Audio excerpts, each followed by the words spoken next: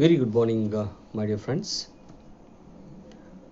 Previous class ಅಲ್ಲಿ company law and secretarial practice ರಿಲೇಟೆಡ್ನಲ್ಲಿ ನಿಮಗೆ ಏನೇನು ಸಿಲೆಬಸ್ ಇದೆ ಅನ್ನುವಂಥದ್ದನ್ನು ನಾನು ನಿಮಗೆ ಹೇಳಿದ್ದೆ. ಸಿಲೆಬಸ್ ವಿಚಾರದಲ್ಲಿ ನಿಮಗೆ ಒಟ್ಟು 5 ಚಾಪ್ಟರ್ಸ್ಗಳಿದೆ. ಕಂಪನಿ ಕಾನೂನು ಮತ್ತು ಕಾರ್ಯನಿರ್ವಹಣಾ ಶಾಸ್ತ್ರ ಅಂತ ನಾವು ಕನ್ನಡದಲ್ಲಿ ಹೇಳ್ತೇವೆ. ಇವತ್ತಿನ ದಿನ ಕೆಲವೊಂದು ಮೊದಲ ಚಾಪ್ಟರ್ಗೆ ಸಂಬಂಧಪಟ್ಟಂತೆ ನಾನು ಒಂದಿಷ್ಟು ವಿಚಾರಗಳನ್ನು ನಿಮ್ಮ ಜೊತೆ ಹಂಚಿಕೊಳ್ತೇನೆ. What is company?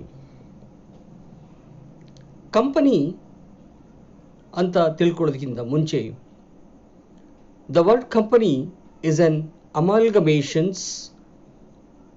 of the Latin word cum.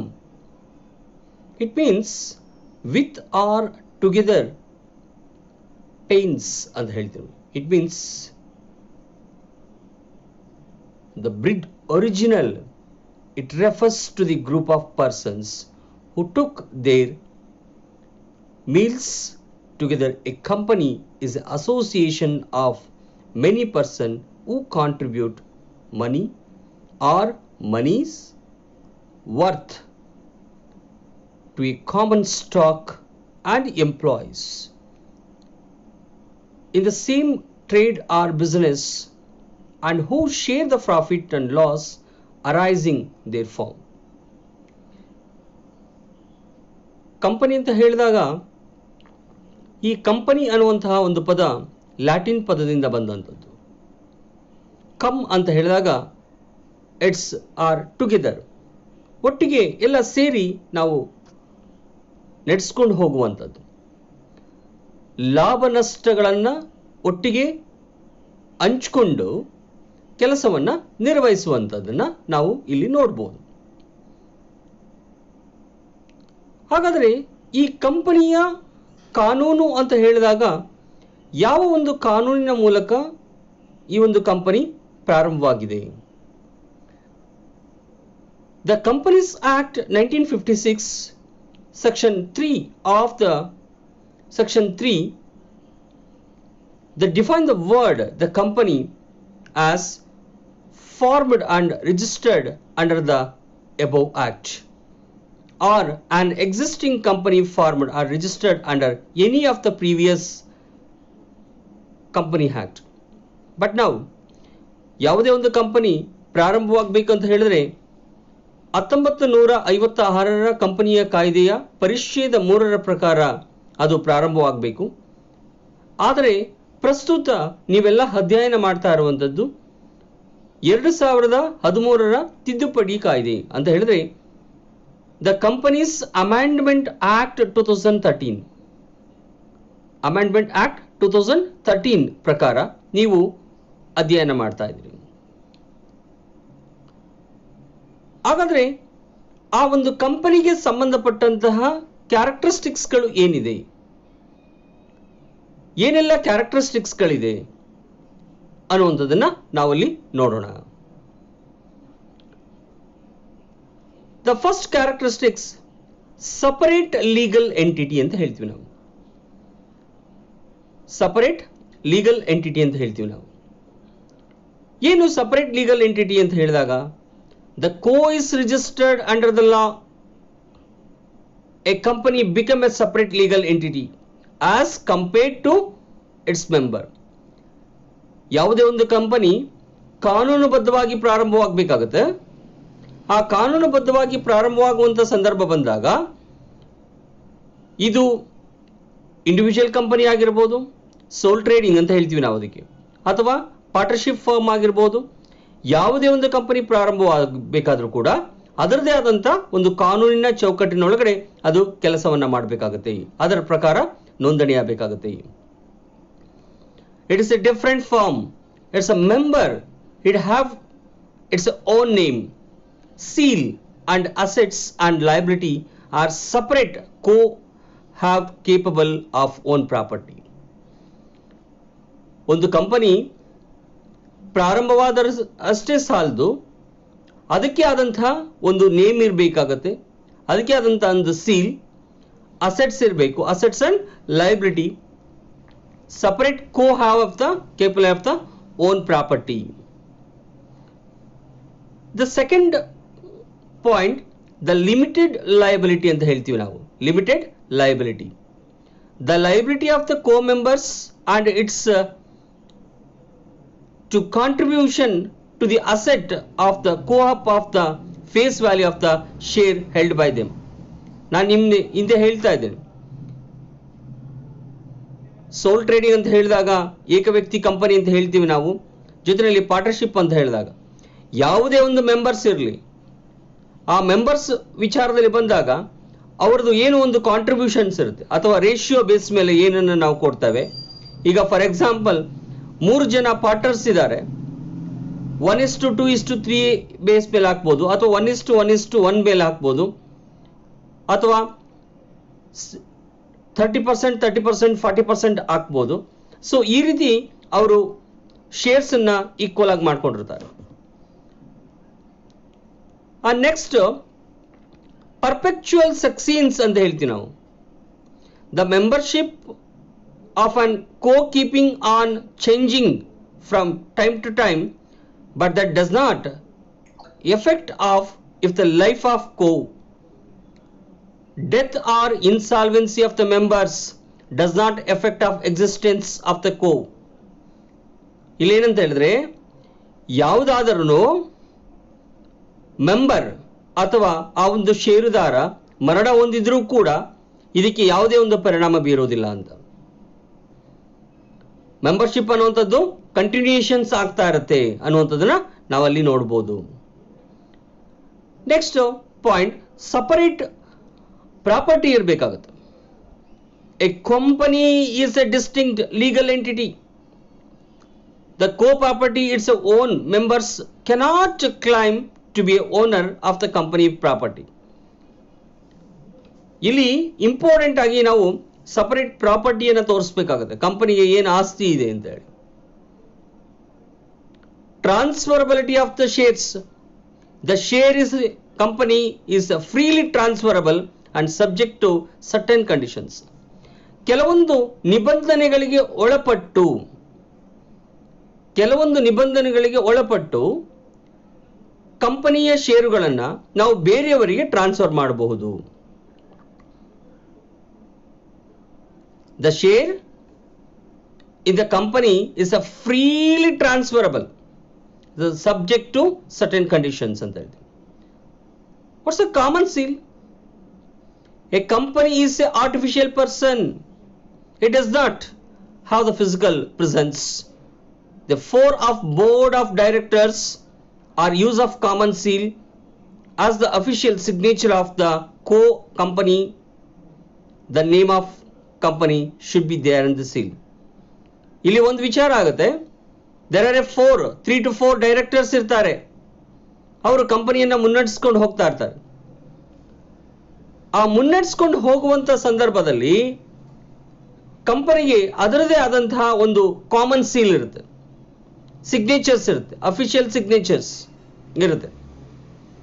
So ಆ ಒಂದು ಬೇಸ್ ಮೇಲೆ ಕಂಪನಿಯ ಒಂದು ಇಂಪ್ಲಿಮೆಂಟ್ ಅನ್ನ ಮಾಡ್ಕೊಂಡು ಹೋಗ್ತಾರೆ ಅನ್ನುವಂಥದ್ದು.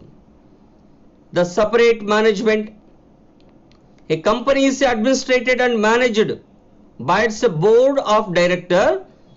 The shareholder are simply holder of the shares in the company and not the managers of the company. The separate management ಅಂತ ಹೇಳ್ತೀವಿ ನಾವು. The separate management ಅಂತ ಹೇಳಿದಾಗ ಇನ್ನೊಂದು ತಿಳ್ಕೋಬೇಕು ನೀವು, who is the company owner ಅಂತ ಹೇಳಿದಾಗ the commonly the everyone is says the managing director, those who are investment the money, those who start the company ಅವರು ಓನರ್ ಅಂತ ಹೇಳ್ತೀವಿ. ಬಟ್ ಕಂಪನಿಯ ಒಳಗೆ ನಾವು ನೋಡ್ಬೇಕಂತ ಹೇಳಿದ್ರೆ ಮುಖ್ಯವಾಗಿ ಕಂಪನಿಯ ಓನರ್ಸ್ ಅನ್ನು ನಾವು ಶೇರ್ ಹೋಲ್ಡರ್ಸ್ ನಲ್ಲಿ ನಾವು ನೋಡ್ತೇವೆ. ಶೇರ್ ಹೋಲ್ಡರ್ಸ್ ಅಲ್ಲಿ ನಾವು ನೋಡ್ತೇವೆ, ಅವರನ್ನು ನಾವು ಕಂಪನಿಯ ಓನರ್ಸ್ ಅಂತ ನಾವು ಕರಿತೇವೆ. ಯಾಕೆಂತ ಹೇಳಿದ್ರೆ without share holders company run ಆಗೋಲ್ಲ. But in case of sole trading company, ಏಕ ವ್ಯಕ್ತಿ ಕಂಪನಿ ಅಂತ ನಾವು ಹೇಳ್ತೀವಿ. ಅಲ್ಲಿ ಅವನೇ ಇನ್ವೆಸ್ಟ್ಮೆಂಟ್ ಅನ್ನ ಮಾಡ್ತಾನೆ, ಅವನೇ ಬಂಡವಾಳನ ಕ್ರೋಢೀಕರಿಸ್ತಾನೆ, ಅವನೇ ಕಂಪನಿಯನ್ನ ಮುನ್ನಡೆಸ್ಕೊಂಡು ಹೋಗ್ತಾನೆ. ಸೊ ಅದಕ್ಕೆ ಯಾವುದು ಶೇರ್ ಹೋಲ್ಡರ್ಸ್ ಬೇಕಾಗಿಲ್ಲ. So on the share of vote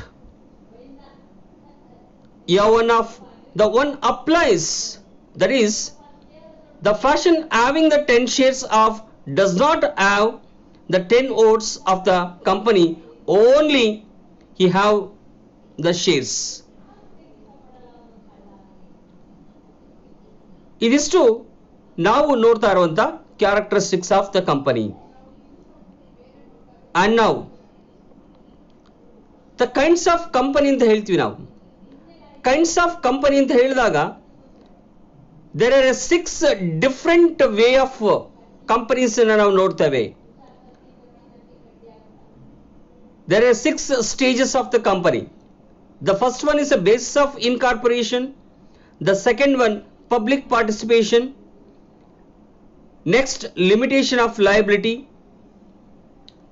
Next, country of the formations and participation of the government, control over the management and listing in the stock exchange.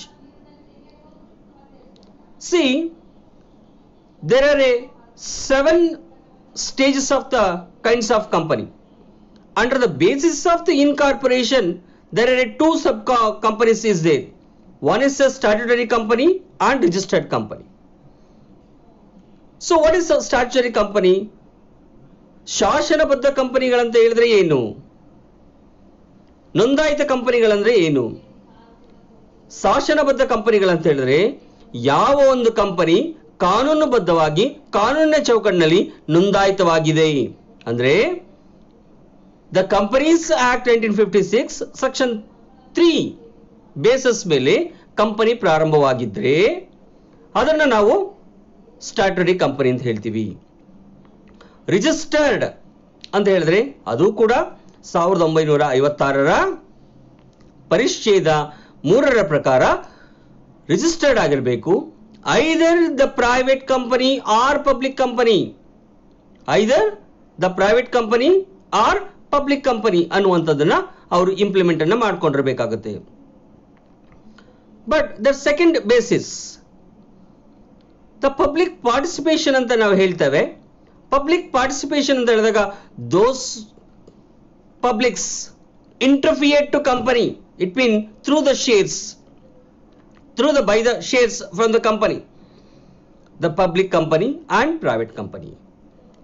ಸಾರ್ವಜನಿಕ ಕಂಪನಿ ಮತ್ತು ಖಾಸಗಿ ಕಂಪನಿ ಅಂತ. ಸಾರ್ವಜನಿಕ company ಅಂತ ಹೇಳಿದಾಗ ಏನ್ ಹೇಳ್ತೇವೆ? and those company shares more than 50% of the shares undertaken by the government.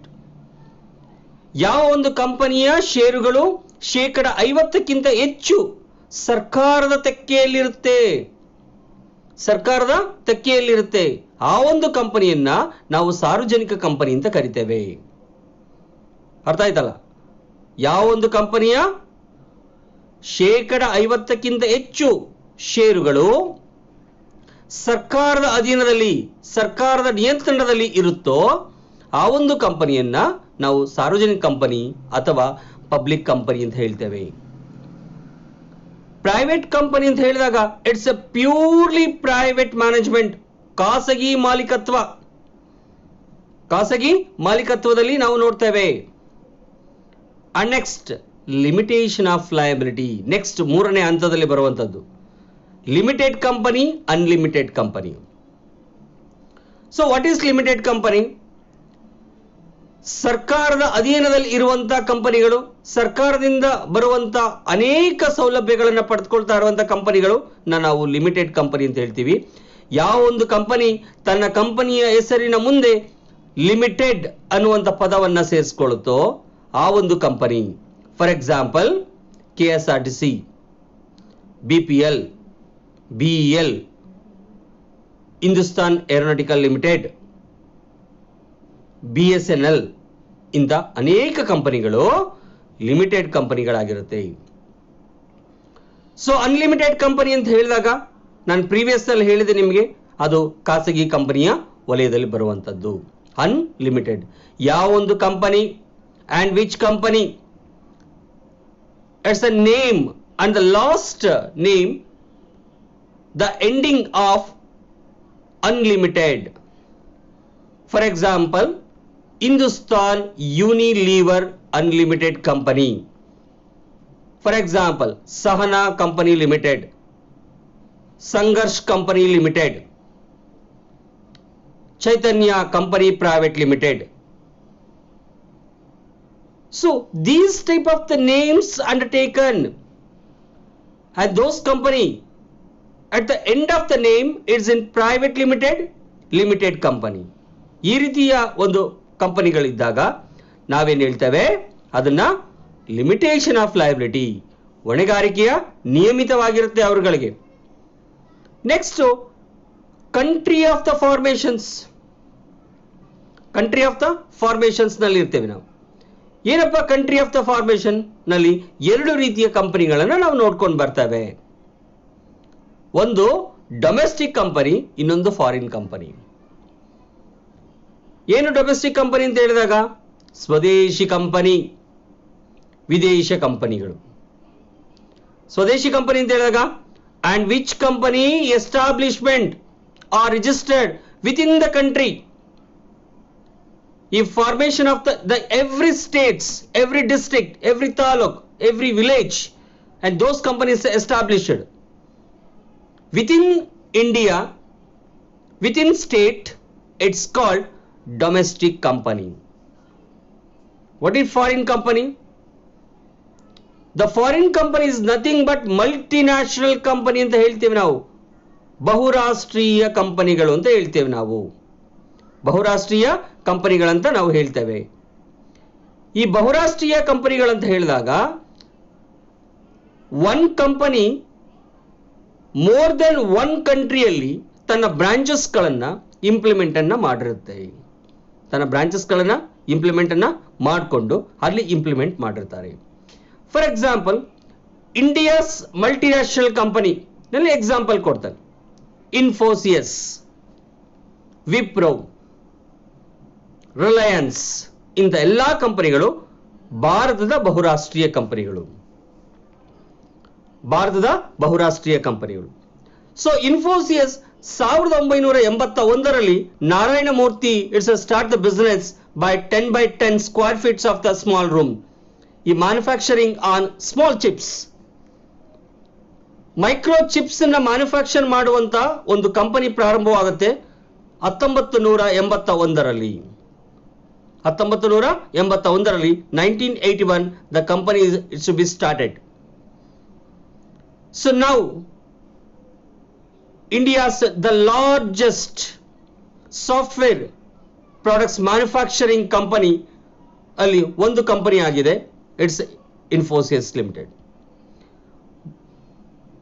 More than 82 countries ನಲ್ಲಿ ಇದರ ಬ್ರಾಂಚಸ್ ಗಳಿದೆ. ಮೋರ್ ದೆನ್ 82 ಕಂಟ್ರೀಸ್ ಗಳಿದೆ ಬ್ರಾಂಚಸ್ ಇದೆ. The main branch is in India, Karnataka, Bangalore. So Bangalore ಅಂತ ಬಂದಾಗ ಒಂದು ದೇಶದ ಒಂದು ಆರ್ಥಿಕಾಭಿವೃದ್ಧಿಯ ಒಂದು ಇಚ್ಛೆನಲ್ಲಿ you should go anywhere the entire world wide. It's a name. ನಿಮಗೆ ಬ್ಯಾಂಗ್ಳೂರ್ನ ಒಂದು ಮತ್ತೊಂದು ಹೆಸರಿನಲ್ಲಿ ಕರೀತಾರೆ. ಏನ್ ನೇಮ್ ಅಂತ ಹೇಳಿದ್ರೆ ಸಿಲಿಕಾನ್ ಸಿಟಿ. ಸಿಲಿಕಾನ್ ಸಿಟಿ ಅನ್ನೋ ಪದದಲ್ಲಿ ಕರೀತಾರೆ. ಯಾಕೆ ಸಿಲಿಕಾನ್ ಸಿಟಿ ಅಂತ ಹೇಳಿದಾಗ the major software industry establishment in Karnataka, especially in Bangalore city. That's why it's A called for silicon city. And next one, participation of the government. Those companies involving the government rules and regulation, everything, rules and regulation, everything, it's called government company and non-government company. NGO anta heltivi, non-government company and government companies. Government company anta helidaga government ನಲ್ಲಿ ಬರ್ತಾ ಇರುವಂತ ಎಲ್ಲ recruitment process ಇರ್ಬೋದು, ಕಂಪನಿಯ manufacturing process ಇರ್ಬೋದು, ಪ್ರತಿಯೊಂದನ್ನು ಕೂಡ ಸರ್ಕಾರದ ಒಂದು ತನ್ನ ಒಂದು ಕಂಟ್ರೋಲ್ ಅಲ್ಲಿ ಇಟ್ಕೊಂಡಿರುತ್ತೆ. ಅಲ್ಲಿಂದ ಸಿಬ್ಬಂದಿಗಳಿಗೆ ವೇತನ ಇರ್ಬೋದು ಅಥವಾ ಪ್ರೊಡಕ್ಷನ್ ಮಾಡುವಂಥ ವಸ್ತುಗಳನ್ನು ಮಾರ್ಕೆಟ್ ಇರ್ಬೋದು, ಪ್ರತಿಯೊಂದು ಕೂಡ ಗವರ್ನಮೆಂಟ್ ಟರ್ಮ್ಸ್ ಅಂಡ್ ಕಂಡೀಷನ್ ಮೂಲಕ ಮ್ಯಾನುಫ್ಯಾಕ್ಚರಿಂಗ್ ಆಗುತ್ತೆ. And next non government company, ಇದು ಕೂಡ non profit companies, non profit company, ಇದು ಲಾಭ ಇಲ್ಲ. And next control over management, control over managements, the holding company. Holding company ಅಂದ್ರೆ ಏನು? ಒಂದು ಕಂಪನಿ ಮತ್ತೊಂದನ್ನ ಕಂಟ್ರೋಲ್ನಲ್ಲಿ ಇಟ್ಕೊಂಡಿರುವಂಥದ್ದು, ಹೋಲ್ಡ್ ಮಾಡುವಂಥದ್ದು ಆ ಹೋಲ್ಡಿಂಗ್ ಕಂಪನಿ. ಅದಕ್ಕೆ ಸಬ್ಸಿಡರಿ ಕಂಪನಿ ಎಂದು ಕೂಡ ಇನ್ನೊಂದನ್ನ ಹೇಳ್ತೀವಿ ನಾವು. ಸಬ್ಸಿಡರಿ ಕಂಪನಿ ಅಂದ್ರೆ ಯಾವೊಂದು ಕಂಪನಿ ಮತ್ತೊಂದು ಕಂಪನಿಯ ಅಧೀನದಲ್ಲಿರುತ್ತೆ, undertaken by the other companies ನಲ್ಲಿ ಇರುತ್ತೆ, ಅದರಲ್ಲಿ ನಾವು ಕಂಟ್ರೋಲ್ ಓವರ್ ದ ಮ್ಯಾನೇಜ್ಮೆಂಟ್ ಅಂತ ಹೇಳ್ತೀವಿ. So next one, listing in the stock exchange. Listing in the stock exchange ಏನು? Listing of the stock exchange ಅಂತ ಹೇಳಿದ್ರೆ, ಕಾಮನ್ ಆಗಿ ನಾವು ಹೂಡಿಕೆ ಮಾಡುವಂತ ಷೇರು ಬಂಡವಾಳವನ್ನ ಸ್ಟಾಕ್ ಮಾರ್ಕೆಟ್ಗಳಲ್ಲಿ ಇನ್ವೆಸ್ಟ್ ಅನ್ನ ಮಾಡ್ತಾರೆ. Every companies, it's a common root. There are two type of the stock exchange ಕಂಪನಿಗಳನ್ನ ಲಿಸ್ಟಿಂಗ್ ಇರುತ್ತೆ. One is listing and unlisted. ನೀವು ಕಾಮನ್ ಆಗಿ ದ ಬಿಸ್ನೆಸ್ ನ್ಯೂಸ್ಗಳನ್ನು ನೋಡಿದ್ರೆ, ಅಥವಾ ಈ ಹಿಂದೆ ನಿಮಗೆ ಚಾನೆಲ್ಸ್ಗಳಲ್ಲಿ ಬಿಸ್ನೆಸ್ ನ್ಯೂಸ್ ಅಂತ ಬರ್ತಾ ಇತ್ತು, ಎಲ್ಲೆಲ್ಲಿ ಯಾವ್ಯಾವ ಕಂಪನಿಯ ಒಂದು ಷೇರುಗಳು ವ್ಯತಿರಿಕ್ತ ಪರಿಣಾಮವನ್ನು ಬೀಳುತ್ತೆ ಅನ್ನುವಂಥದ್ದನ್ನ ಇಂಪ್ಲಿಮೆಂಟ್ ಅನ್ನ ಮಾಡ್ತಾ ಇದ್ರು. ಸೊ ಅದಕ್ಕೆ ಸಂಬಂಧಪಟ್ಟಂತೆ ಇಂಪ್ಲಿಮೆಂಟ್ ಅನ್ನ ಮಾಡಬೇಕಾಗುತ್ತೆ. ಇದನ್ನ ನಾವು ಲಿಸ್ಟಿಂಗ್ ಕಂಪನಿ ಮತ್ತೆ ಅನ್ಲಿಸ್ಟೆಡ್ ಕಂಪನಿ ಅಂತ ಹೇಳ್ತೇವೆ. ಇದಿಷ್ಟು ಈ ದಿನದ ಒಂದು ಪಠ್ಯಕ್ಕೆ ಸಂಬಂಧಪಟ್ಟಂತಹ ವಿಚಾರವನ್ನ ನಾನು ನಿಮಗೆ ತಿಳಿಸಿದ್ದೇನೆ. ಯಾಕೆಂತ ಹೇಳಿದ್ರೆ ಕಂಪನಿ ಲಾ ಅಂತ ಹೇಳಿದಾಗ there are 5 chapters is there, ತುಂಬಾ ವೈಡ್ ಚಾಪ್ಟರ್ ಇದೆ. ಸೊ ಹಾಗಾಗಿ ದಿನ ಸಮ್ ಕಂಟೆಂಟ್ಸ್ಗಳನ್ನು ನಾನು ನಿಮ್ಮ ಜೊತೆ ಡಿಸ್ಕಸ್ ಮಾಡ್ತಾ ಹೋಗ್ತಾ ಇರ್ತೀನಿ. ಬಟ್ ಪ್ರತಿಯೊಬ್ಬರು ಕೂಡ ನಾವಿಲ್ಲಿ ಏನು ಪ್ರೆಸೆಂಟೇಷನ್ ಮಾಡ್ತಾ ಇದ್ದೀವಿ, ಆ ಪ್ರೆಸೆಂಟೇಷನ್ನ ಸ್ಪಾಸ್ ಮಾಡಿ ಅಲ್ಲಿರುವಂಥ ಪಾಯಿಂಟ್ಸ್ಗಳನ್ನು ಪ್ರತಿಯೊಬ್ಬರು ಬರೆದಿಟ್ಕೊಳ್ಬೇಕಾಗುತ್ತೆ. ಒನ್ಸ್ ಕ್ಲಾಸ್ನಲ್ಲಿ ಸ್ಟಾರ್ಟ್ ಆದ ತಕ್ಷಣ ರಿಪಿಟೆನ್ಸ್ ಇರುತ್ತೆ ಕ್ಲಾಸಸ್ ಅಲ್ಲಿ, ಆದರೆ ಡಿಪೆಂಡ್ ಅಪಾನ್ ದ ಟೈಮ್ಸ್ ಅಷ್ಟೇ. ಈಗ ಆಲ್ರೆಡಿ ಆನ್ಲೈನ್ ಕ್ಲಾಸ್ಗಳಲ್ಲಿ ಸ್ಟಾರ್ಟ್ ಆಗ್ತಾ ಇದೆ. ಆ ಸ್ಟಾರ್ಟ್ ಆಗ್ತಾ ಇರುವಂಥ ಎಲ್ಲ ಕ್ಲಾಸ್ಗಳಿಗೆ ಸಂಬಂಧಪಟ್ಟಂತೆ ನೀವು ಇಂಪ್ಲಿಮೆಂಟ್ ಅನ್ನ ಮಾಡಿಕೊಂಡು ಒಂದಿಷ್ಟು ಕೀ ಪಾಯಿಂಟ್ಸ್ಗಳನ್ನು ಮಾಡಿಟ್ಕೊಳ್ಬೇಕಾಗುತ್ತೆ. ಸೊ ಹಾಗಾಗಿ ಪ್ರತಿಯೊಂದು ವಿಚಾರಗಳನ್ನು ವಿದ್ಯಾರ್ಥಿಗಳೇ ನೀವು ಅರ್ಥ ಮಾಡ್ಕೊಳ್ಬೇಕು. ಆನ್ಲೈನ್ ಕ್ಲಾಸ್ಗಳು ನಡೆಯುವಂಥ ಸಂದರ್ಭದಲ್ಲಿ ಎವ್ರಿ ಒನ್ ಈ ವಿಡಿಯೋಸನ್ನು ನಾವು ಯಾಕೆ ರೆಕಾರ್ಡಿಂಗ್ ವಿಡಿಯೋಸ್ಗಳನ್ನ ಹಾಕ್ತಾ ಇದ್ದೀವಿ ಅಂತ ಹೇಳಿದಾಗ, ಆನ್ಲೈನ್ನಲ್ಲಿ ಕೆಲವೊಂದು ನೆಟ್ವರ್ಕ್ ಸಮಸ್ಯೆಗಳಾಗುತ್ತೆ. ಸೊ ಆದ್ರಿಂದ ನಾವು ಯೂಟ್ಯೂಬ್ಸನ್ನ ಅಪ್ಲೋಡ್ ಮಾಡಿ ಅದಕ್ಕೆ ಸಂಬಂಧಪಟ್ಟಂಥ ರೆಕಾರ್ಡಿಂಗ್ ಕ್ಲಾಸ್ಗಳನ್ನು ಹಾಕ್ತಾ ಇದ್ದೀವಿ. ಹಾಗಾಗಿ ಎಲ್ಲರೂ ಏನು ಅದಕ್ಕೆ ಸಂಬಂಧಪಟ್ಟಂಥ ವಿಷಯಗಳನ್ನು ಬೋಧಕರು ಏನು ಮಾಡ್ತಾ ಇದ್ದಾರೆ ಅದಕ್ಕೆ ಸಂಬಂಧಪಟ್ಟಂಥ ಎಲ್ಲವೂ ಕೀ ಪಾಯಿಂಟ್ಸ್ಗಳನ್ನು ಮಾಡ್ಕೋಬೇಕು ಅಂತ ಈ ಸಂದರ್ಭದಲ್ಲಿ ನಾನು ನಿಮಗೆ ಹೇಳಲಿಕ್ಕೆ ಇಷ್ಟಪಡ್ತೇನೆ. ಮುಂದಿನ ತರಗತಿಯಲ್ಲಿ ನಾನು ಟೈಪ್ಸ್ ಆಫ್ ಮೀಟಿಂಗ್ ಬಗ್ಗೆ ಡಿಸ್ಕಸ್ ಮಾಡ್ತೇನೆ. Thank you very much.